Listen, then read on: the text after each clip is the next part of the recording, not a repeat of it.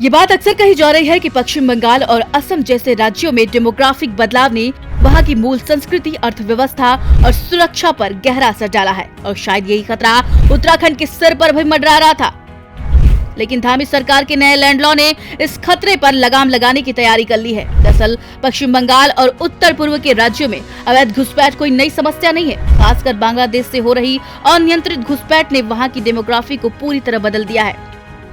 आप जरा इन आंकड़ों को ध्यान से देखिए। 2011 की जनगणना के अनुसार असम के 27 जिलों में से 9 जिलों में मुस्लिम आबादी 50% से अधिक हो चुकी थी।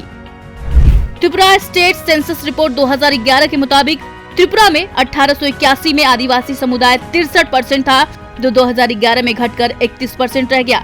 नवभारत टाइम्स की एक रिपोर्ट के मुताबिक 17 राज्यों में करीब 2 करोड़ बांग्लादेशी अवैध रूप से रह रहे हैं।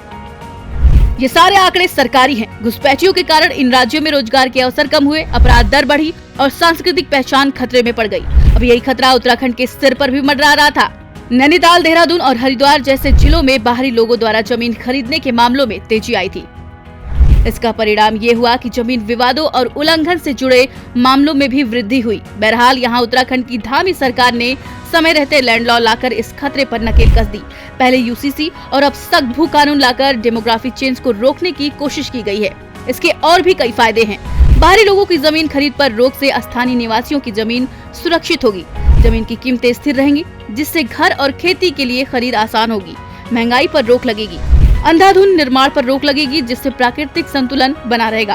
भूमि का व्यवसायिक दोहन कम होगा। पर्यावरण को नुकसान से बचाव होगा। बाहरी आबादी की वजह से स्थानीय संस्कृति पर पड़ने वाले प्रभाव पर नियंत्रण होगा। पारंपरिक जीवन शैली और सामाजिक ताने बाने की सुरक्षा होगी। लेकिन इस कानून से विपक्ष को थोड़ी परेशानी है। उनके मुताबिक ये बाहरी निवेशकों के लिए उत्तराखंड के विकास को रोक देगा। सच्चाई यह है कि यह कानून बाहरी निवेशकों के अंधाधुंध जमीन कब्जे पर रोक लगाता है, न कि उत्तराखंड के निवेश पर। भले ही बाहरी निवेश में कमी हो, लेकिन राज्य की स्थिरता और स्थानीय विकास मजबूत होगा। और फिर भी पूरी तरह से जमीन खरीदने पर रोक नहीं है। निवेश की संभावनाओं को खुला रखा गया है। आपको क्या लगता है, ये कानून सही है या गलत? हमें कमेंट करके जरूर बताएं और जुड़े रहें दस्तक टाइम्स के साथ। धन्यवाद।